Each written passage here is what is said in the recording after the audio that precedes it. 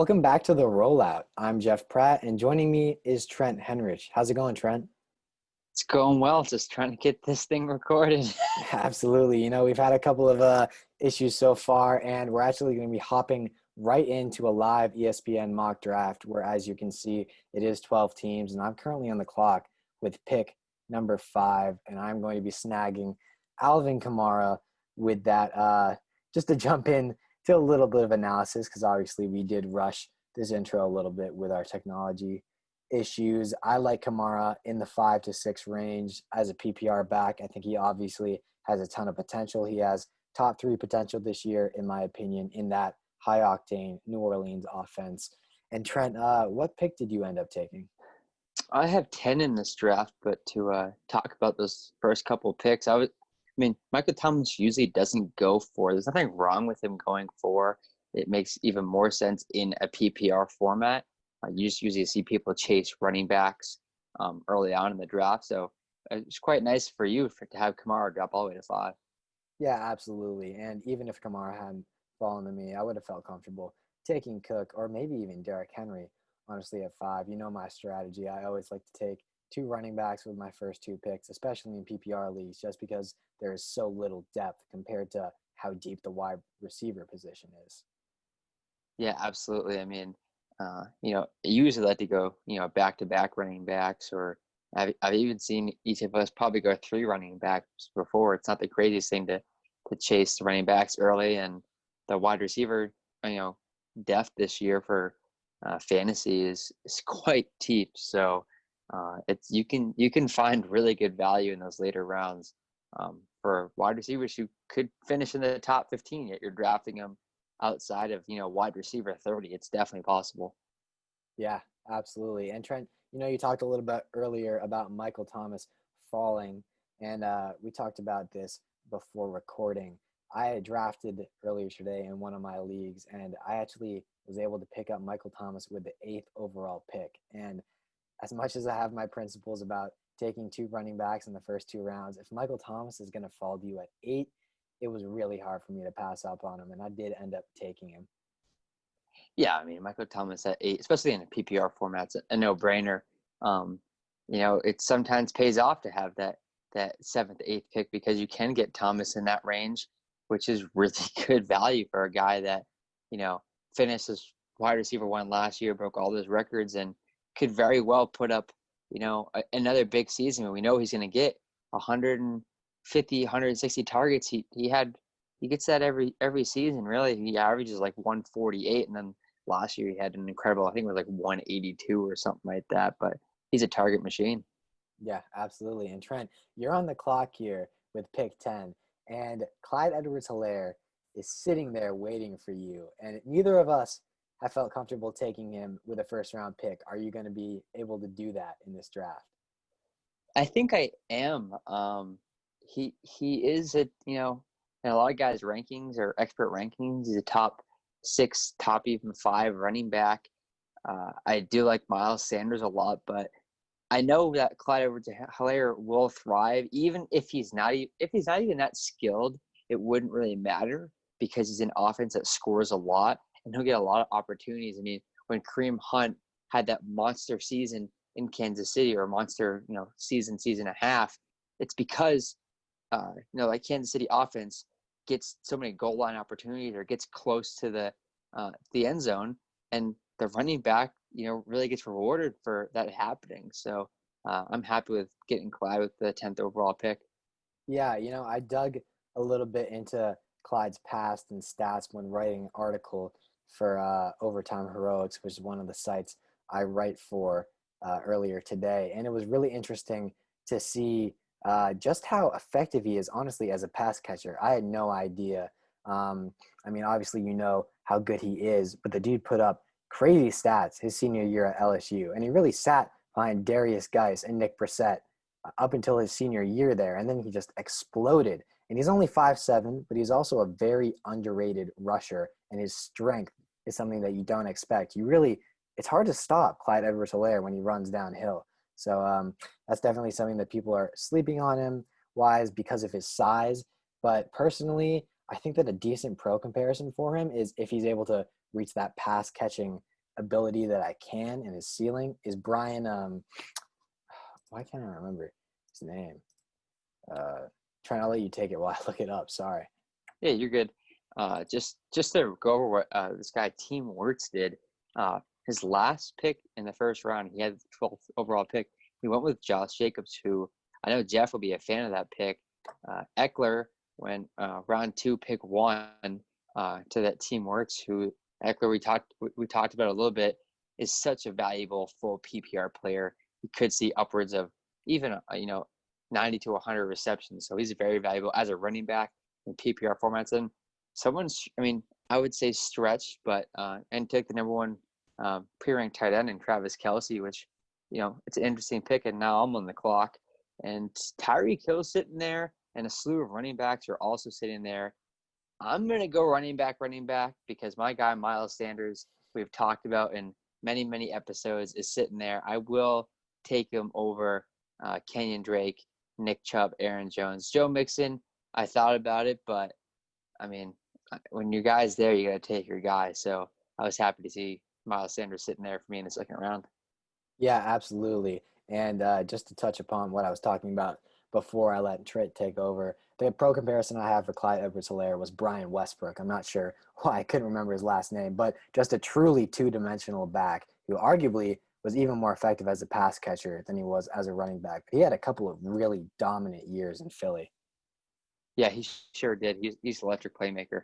Yeah. All right. So moving on to my second round pick, I see Joe Mixon sitting there for me. There was zero chance I was going to pass up on him with a later pick in the second round. I think that's great value for Mixon, who I think is primed to have arguably the biggest breakout year of his career. He had a really solid season last year, got 278 carries, turned it into a pretty solid production. But Cincinnati's offensive line and obviously their offense as a whole with Andy Dalton at quarterback was somewhat capped. AJ Green was also injured. You look at them this year, they've revamped their entire offense. That O-line is still a little iffy, but I think that he's going to love playing with Joe Burrow, who's definitely going to accentuate his ability as a pass catching back. Look at what he did with Clyde Edwards-Helaire last year. So I just love Mixon this year, and I think in the late second round, there's a lot of upside there. Yeah, I think all around that Bengals offense can be completely turned around. They're getting AJ Green back, who, that's a household name. He may be getting older and maybe a little bit banged up, but AJ Green, we know how talented he is and what he brings to the table. And, this is a weird thing to talk about, but AJ Green and Joe Mixon actually help each other, in my opinion, because they take pressure off each other. If AJ Green does have a bigger role, then Joe Mixon doesn't have to worry about, carrying that offense or vice versa. They both can play off each other. And this whole offense is really going to work around itself and it should be fun to watch. Yeah, absolutely. Cincy definitely is going to be a fun team to watch play, which I didn't think I would ever say heading into this year, but that's definitely the case. And my third round pick is coming up. We are actually only going to be taking you guys through 10 rounds here just to keep the episode a bit shorter. And I have two guys who I'm really high on right now in the third round, which is usually where I like to start targeting my receivers, and that's Adam Thielen and Juju Smith-Schuster. And I look at both of these guys, I think Adam Thielen has the safer ceiling, but Juju Smith-Schuster, or safer floor, sorry, but Juju Smith-Schuster has the much higher ceiling. So realistically, what do I want out of my wide receiver one? At this point, I think I'm going to take the riskier pick and go with Juju Smith-Schuster. I love the fact that Big Ben is back under center. Also, Deontay Johnson, if he's able to emerge as an Antonio Brown-esque player, obviously nowhere near the skill of Antonio Brown, but a lot of Steelers fans and people in the organization think he can play a similar role to what AB did last year out wide for the Steelers and really help he and Juju play off each other. I think that Juju could be in for a big year. And Trent, you're back on the clock right now with your third round pick, so I'll let you go for it. Yeah, I'm in a tough spot here. I'm not that high on Amari Cooper. I already have two running backs. I don't want Cortland Sutton. But I do have a pick coming up just after, and I'm pretty sure if I leave Lamar would be taken because both these guys have 2 picks, and neither of them took Pat Mahomes. So I think one of them would snag Lamar. So I'm actually going to snag Lamar here and hope a guy like Calvin Ridley drops to me. So yeah, I'm going to go with Lamar. All right, yeah, that's the second time you've taken Lamar in these mocks that we've been doing today. Obviously, we had a pretty solid one going before this, but Yeah. unfortunately, technology issues made us lose that footage. But Trent did end up going with Lamar in the third round there as well. Goes with him here. And Trent, you're definitely more comfortable taking both tight ends and quarterbacks earlier compared to me. I usually don't even touch the tight end position until round 8+, and around the same area for quarterback. Although I'll stretch into round 7 if I have to. Yeah, I'm a lot more comfortable taking tight ends, or let me rephrase that. I'm a lot more comfortable taking either Travis Kelce or George Kittle. I prefer not to take a quarterback of Lamar or Pat Mahomes unless my hand is kind of forced, and I think I can get the same guy. I wanted that pick a bit later. That's why I went with Lamar there. But I am high on taking either Kittle or Kelce. I think they add so much value to your team. I mean, it's like honestly having a fringe wide receiver 1 in your tight end slot, which is really hard to get, and the tight ends really drop off after those top 2. It goes from like you having another fringe wide receiver 1 to maybe a fringe wide receiver 2 and a guy like Darren Waller or something like that. There was a large drop off in consistency and things like that, from Kelce and Kittle to the next tier. So I'm more likely to reach for a tight end or take a tight end early than I would be for a quarterback. That's fair. You did end up taking Lamar Jackson here, and I'm interested. Was Patrick Mahomes? No, he wasn't already off the board. Was Mahomes above Lamar Jackson in your rankings when we did? Mahomes was above in my rankings, but Mahomes was taken the pick before Lamar. Oh, he was. You're right. Sorry. Round 3, pick 9. So they ended up going back to back, and that's actually pretty late for both of them to go and what we've been seeing in drafts so far. And Trent, you're back in the clock right now. Looking at your team, you have Lamar, Clyde Edwards-Helaire, and Miles Sanders. I think those first 2 guys are amazing, and Miles Sanders is horrible. But where are you leaning here? I'm assuming you're going to finally go wide receiver, unless Yeah, you're definitely. going the no wide receiver route. I'm definitely going to go wide receiver, and I'm going to go with the guy that I know is probably the safest out of everyone in those top 5. That's Calvin Ridley. Just based off what he's done in the last 2 years, he's just very consistent. I don't have to worry about him having a big drop off, especially because they've had guys actually leave their offense like Austin Hooper, so there's even more targets to go around. So I'm very comfortable taking Calvin Ridley there, and I know what numbers he's going to produce. If I had taken Sutton, taking OBJ, taking AJ Brown, they don't have 2 seasons in a row like consecutively, in the past couple of years that show good numbers that I know that like a safe floor. I know Calvin Ridley has a very safe floor. I'm not going to go wrong with him, so that's why I went Calvin Ridley in my spot. Yeah, I like that. We talk about the Falcons a lot on this podcast, and Calvin Ridley in Atlanta's offense, which has vacated the most targets, by the way, of any team heading into next season. I love that he's going to go into this season and really finally get to show what he can do as the true number 2 option on this Falcons team. Austin Hooper theoretically was the number 2 guy, kind of. Obviously, Calvin Ridley and him saw similar production, but Ridley's finally going to get the chance to show what he can do as Matt Ryan's true number 2 option. And I'm back on the clock here, looking to take a wide receiver, and I'm going to end up going with Robert Woods. So it's funny. I think that my wide receiver 2 is a much safer pick than my wide receiver 1, but I do like the core I'm building right now. I think both Juju and Robert Woods have a ton of potential. Robert Woods, he saw his biggest competitor for targets if Brandon Cooks go to the Texans this offseason. I know Trent's pretty high in Cooper Kupp, but I think you're starting to come around on Woods. Is that so? Yeah, I have come around on Woods, and I think what's important to add, just in fantasy in general, is like you said, you went with Juju. He's a riskier guy, but he has a really high floor. Really high ceiling. We don't know exactly what his floor is because he really struggled last season. So there's not, full faith in what Juju will produce. So taking that as one of your top 2 wide receivers, it's smart to go with a safe guy like Woods who puts up consistent numbers, and you don't have to worry about, both of them busting. You took one guy, nothing's changed in the offense, and he's been consistent the past couple of years. There's no reason for us to think that that's all of a sudden going to change. So I think he made the right choice going with, one high risk, high reward, and one safe wide receiver. Yeah, absolutely. And my fifth round pick is coming up here. And I'm actually really liking the wide receiver talent that's left on the board. Keenan Allen just went, who might have been my target, but right now I'm eyeing both DK Metcalf and DJ Chark, who I ended up picking up in the league that I drafted earlier today as my flex, just to make you happy, Trent. But I'm probably leaning Metcalf here.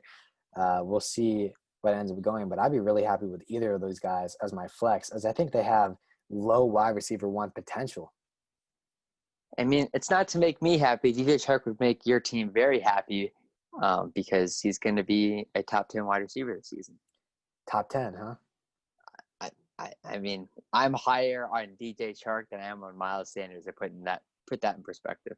Wow, that's crazy. I don't think you could be higher on anyone besides Andy Dalton than you are on Miles Sanders. But I unfortunately, despite the fact that I took Chark in my league earlier today, I am going to go with Metcalf. I think he does have a higher ceiling, even though he might not see as many targets as DJ Chark, who is lined up to have a career year. Obviously, he's going to build on his rapport with Gardner Minshew, and he's the clear-cut number one option in that offense besides Leonard Fournette. And there goes Chark right before Trent. He's devastated. But to talk a little bit about DK Metcalf while Trent mulls over his options, Metcalf is a guy that Trent and I have both come around on as this offseason has gone on. And Trent ends up picking AJ Green in the fifth round. That might be the highest I've seen him go in a little while. But Metcalf, we both think that he can easily take over as the number one option in this Seahawks passing game. And I just love his potential. I think as he expands his route tree, he's going to become a much more dynamic player, and he's going to reap the benefits from a fantasy perspective. Trent, I'll pass it to you. What was your thought process behind going AJ Green? Before we even get there, I want to talk about a statement you said earlier that you think DK Metcalf has a higher ceiling, or did you say a higher floor or safer floor or higher ceiling than DJ Chark? I honestly don't remember at this point. I said higher ceiling. I don't know if I said that, but that's what I meant. I think that DK Metcalf does have a higher ceiling than Chark this year. You'll disagree, I'm sure. Yeah, I do disagree, just because I agree he has a better quarterback, which can increase his ceiling. But he's lined up with someone who has been a top 15 wide receiver or top 20 wide receiver the past 3 seasons. Was Lockett top 15 the 2 years before that? I mean, I know he definitely was for 2 years, but yeah, he's a very consistent wide receiver going to the last couple of years. So it's hard to say that DK could have such a high ceiling if he's lined up with such a strong wide receiver. I mean, we know DK Metcalf's athleticism, but it's also only his second year in the league, and his target share won't be as high as DJ Chark's. And the Seahawks love to run the ball. I don't know. It definitely has a higher ceiling, but in round 5, I did go AJ Green. I did that because Calvin Ridley, I took a safe player. AJ Green could be a top 10 wide receiver. We have no idea his health. We have no idea how he's going to hit with Joe Burrow. He's a boomer bust pick for me. That's where I went with there. And then with my pick in round 6, this is going to seem interesting. I'm going to go Darren Waller. I already went Lamar Jackson as well, so I've taken a QB and a tight end in the first 6 rounds. Completely ignoring the depth on my team and my flex option. I'm going with a really strong core group of guys here. Yeah, I mean, and for a mock draft, you're putting together one hell of a starting lineup, that's for sure. Yeah, your depth could. Yeah, I mean, as of right now, go for it. Oh, sorry. I was just going to say that your depth could definitely take a hit, but, we're only drafting 10 rounds, so your team's going to look really nice when we're done there. And here's the other thing. I mean, we're going to have to come up with an episode of some of our favorite depth guys, I guess, but we know that I know that I can get guys in the 10th, 11th, 12th round that I could see myself starting by week 3, or even, I mean, it could be starting week 1, depending on how they, what's the talk in camp. I mean, you can get Brandon Cooks in the 9th or 10th round, who could be, a really good wide receiver too. Could be a great flex option. Guys like Antonio Gibson right now, a lot of hype over him. I mean, there's a lot of guys in the later rounds that have a lot of added value that we don't even think about. Yeah, no, absolutely. And I ended up going with Kyler Murray with my 6th round pick there. Took a page out of your notebook there. Just going to try to draft a pretty strong starting roster for this mock draft. And I don't think that's horrible value for Murray in the 6th round. Obviously, he's my MVP pick this year. So I do think he's going to have a tremendous season. I drafted him earlier today in my family draft that I did with my cousin. And right now I am back on the clock with my pick in round 7. Let's take a look at the tight end position. No chance I am taking Tyler Higbee, Rob Gronkowski, or Hunter Henry that early. So we're going to head back and we're going to look at filling out my depth. And one guy I see that definitely jumps off the page for me is Marvin Jones. And I do think I'm going to go with Marvin Jones. Drafted him, and I believe it was Trent, our hometown league, right? I think I took him because you have Galladay. And I also have Dak. That's right. You also have Dak. You put together quite the team. But to talk about Marvin Jones, he's been one of the most underrated and most consistent fantasy players we've seen over the last 3 or 4 years, and he definitely doesn't get enough credit. When you dig deeper into the stats for the Lions, Matt Stafford actually spreads his targets out pretty evenly among Kenny Galladay and Marvin Jones. Obviously, I'm expecting Galladay to take a step forward this year and really establish himself as a top 10, maybe top 15 if he's not as awesome as we think he'll be guy. But Jones, that's pretty solid value on your bench. I think he can definitely put up flex numbers this year, maybe even wide receiver too.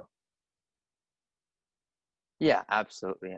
I definitely agree with that. Marvin Jones has been a consistent wide receiver for the Lions for a long time now, and he's a favorite target of Matt Stafford.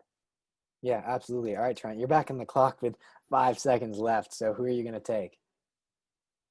I'm going Marquise Brown. I think Yeah. that Lamar Jackson is my quarterback as well, so I'm going to have that dual threat there when they connect. And I think that Lamar is going to throw the ball a lot more as well, which would really benefit Marquise Brown. He's definitely a boom or bust player this season.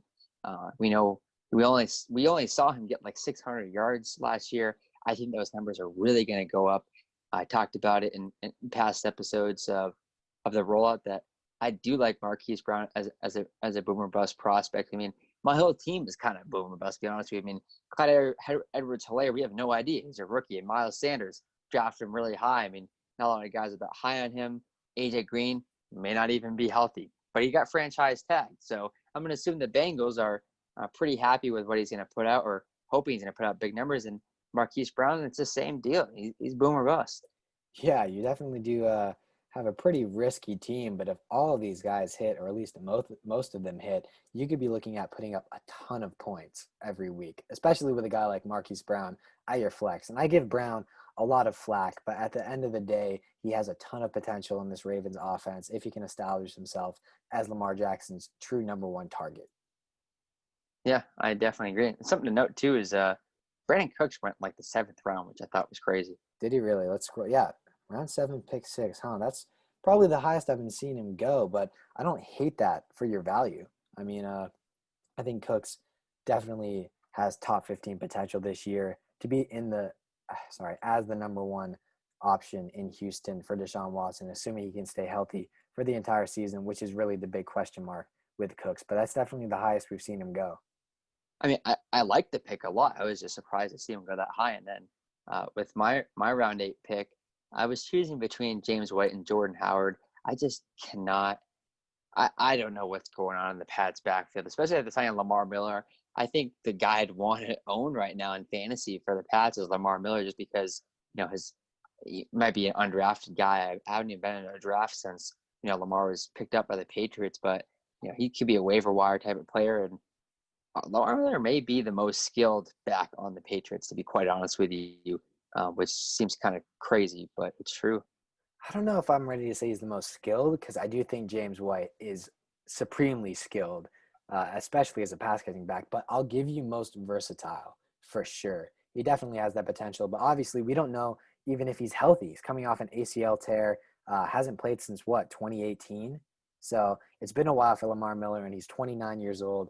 Obviously, as a Patriots fan, I'm happy to get him, but I don't know. And I'm actually on the clock right here, looking to take a pick, and I am going to go stretch a little bit to pick up Preston Williams, who's a guy I'm really high on. When you look at Preston Williams before he tore his ACL, by the way, that's back-to-back guys we're talking about with torn ACLs. But Preston Williams, before he went down with that injury, he was actually out targeting Devontae Parker in that Dolphins offense. Made him pretty irrelevant, as Trent was stating in past episodes, from a fantasy perspective. So hopefully he can regain some of that stature. He doesn't necessarily need to overtake Parker, who's kind of established himself as the guy in Miami. But if he can put up wide receiver 2, wide receiver 3 numbers, that's pretty solid value in the 8th round. Yeah, it definitely is. I mean, like I said, the only question mark for me is, does he feel added pressure now that he set himself some goals last season? Now he needs to try to break them. That's maybe a little bit added pressure. Yeah, and as the clock was ticking down, we do only have 45 seconds to pick, which is why both Trent and I are a little bit rushed when we're talking about this. I did end up going with Hayden Hurst from the Falcons. Hurst, he's entering an offense where Austin Hooper, the guy he's replacing, caught 70 balls in back-to-back years in 2018 and 2019. I think Hurst was stuck behind Nick Boyle and Mark Andrews in Baltimore's depth chart, but really will get a chance to shine for the Falcons as what he should be stepping in as the number 3 option in that offense. Yeah, he definitely could be. I like that pick. Yeah, absolutely. All right, Trent, you're back on the clock with your second to last pick here. What are you thinking? I'm going to go for a big stretch, and a guy I haven't taken, I don't think, in a draft with you. I'm going to go with Duke Johnson. Okay. It's definitely something interesting. I was doing some research earlier today and thinking about David Johnson. I mean, you and I love David Johnson. There's no question about that. But David Johnson hasn't been a top tier running back for over 2 years, and he hasn't been the same running back since his injury. I know you and I both hope that he is the running back he was of old because we love David Johnson. We like to draft him a lot. But Duke Johnson, either way, is kind of like a James White. I mean, he's a pass catching back. He's not a guy who's there to get carries. He's a guy who's there to get catches. And Carlos Hyde was there last season, and he put up over 1,000 yards. So if David Johnson is not getting the job done early on, I don't think they will have any concerns of putting Duke Johnson in the game, who's been a consistent PPR back as long as he's been in the league and avoided injury. He just doesn't get much love. Yeah, absolutely. And it's kind of like he's almost just an overthought from a fantasy football perspective, but he's a very capable back. I'd say maybe even to go as far as saying that he could be a top 5 receiving back in the game. He definitely has that type of skill. I'd have to think about it a little bit. And I'm talking about strictly receiving backs, not like multi-versatile guys like Alvin Kamara and Christian McCaffrey. We're talking about specialists like James White from that standpoint. But Duke Johnson definitely doesn't get a lot of love. And I don't know about him in the 9th round. Maybe you could have waited a little bit. But as you said, we only have 10 rounds to pick here. And you're back on the clock. So who's going to be your final pick in this mock draft? Yeah, this was going to be the guy I was going to take with my 9th round pick, so it really didn't matter. Another, guy who could go off or just go into a shell of himself, and that's Mike Williams. That was my pick. I really like Mike Williams, and I'm not sure. Keenan Allen's been a guy who's been so well because of how many targets he's seen. He has a high usage, high volume guy. But Mike Williams is a big wide receiver who may be a lot more comfortable for a rookie quarterback or a Tyrod Taylor to throw to rather than Keenan Allen. Keenan Allen's one of the best route runners in the league, one of the most skilled wide receivers in the league. But sometimes quarterbacks just want to throw to a big guy.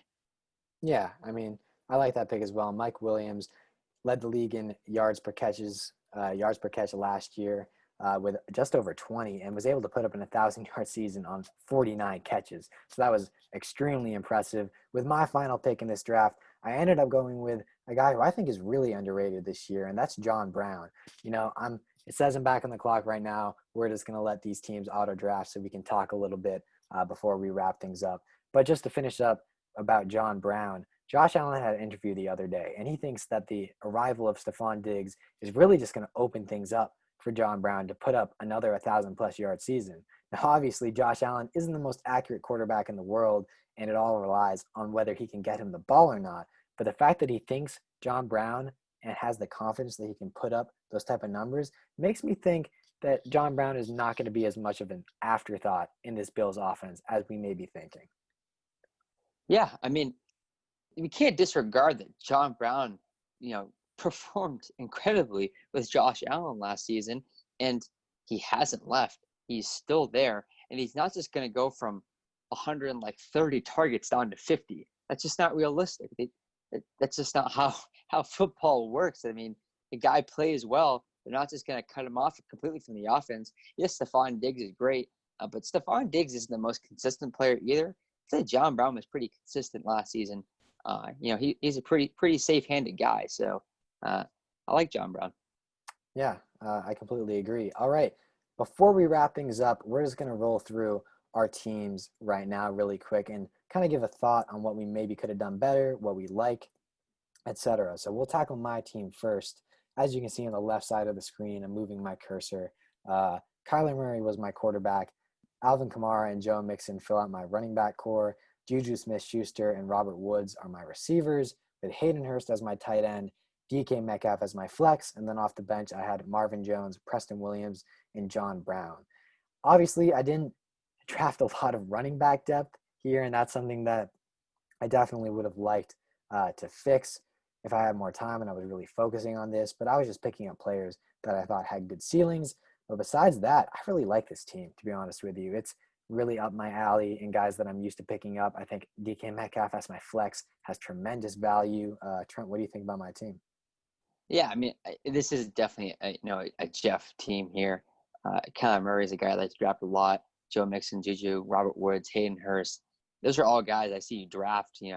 5 out of 10 drafts, I see those guys pop up. You know what I mean? I think DK Metcalf is a good flex. DJ Chark would have been a bit better, but Yeah, that's just me. that's just you. But I do like DK Metcalf though. To be fair to DK, and I am very high on him. But if Chark's gone, then DK is definitely my guy to draft in that whole section of wide receivers in the 50s there. But I like DK. We know Hayden Hurst has a lot of potential. You have a good mix of guys with who are maybe more boom or bust, and guys that are really safe, in my opinion. Yeah, no, I would agree with that. As you mentioned, this is a team full of guys who I am no stranger to drafting in real life. So I like this team a lot. I think all of these guys have the capability of putting up really good numbers. They all have high ceilings this year. And we'll move on to Trent's team real quick right now before we wrap things up. So Trent went with Lamar Jackson as his quarterback, Clyde Edwards-Helaire and Miles Sanders as his running backs, Calvin Ridley, AJ Green, and Marquise Brown as his receivers. Marquise was his flex. Darren Waller as his tight end. And he drafted Jordan Howard, Duke Johnson, and Mike Williams as his bench. Trent, talk a little bit about this team and what you were thinking. Yeah, this team's a high risk, high reward team. Other than my safe pick in Calvin Ridley, I think everyone else is really I'm taking a chance on. I mean, this is a team that could put up 140 points for me. 100, a team that could explode one week, and they could lay an egg the next week and drop 60, 70 points. Probably 40 of my points is dependent on the Ravens offense alone. If they have a bad matchup, I wouldn't be looking too good. But Lamar Jackson and Clyde let's just start with Lamar Jackson. We know last season he's probably one top 3 fantasy player last season. I think he was 2 or 3. Yeah. Yeah. I mean, his ability to run with the ball is undeniable, and that's just huge in fantasy when quarterbacks can run. Clyde's a big question mark, but everyone loves him, should thrive in that offense. Miles Sanders is definitely a top 15 running back, even though Jeff disagrees with that. But Yeah, I disrespected Miles Sanders a lot, but he's not growing on me, but I'm just giving him a little bit more respect now. Which he deserves. Calvin Ridley, though, we both like Calvin Ridley. He's definitely the safest guy on my team. AJ, I just think if the Bengals are going to go out and franchise tag him, they know something that we don't, and that's he may be AJ Green of old. He still has that in him. He may be. They rested him. They could have chosen to play him at the end of the last season, and they rested him. So I'm expecting him not to be hindered by his injuries to start the season unless something flares up. He should be healthy and ready to go. And Marquise Brown, like another boomer bust guy. It's just like I said, a team that could go off one week and absolutely wreck no matter who I'm facing, and another week it won't really matter. I'll drop 50 or 60 points because these guys just had an off week.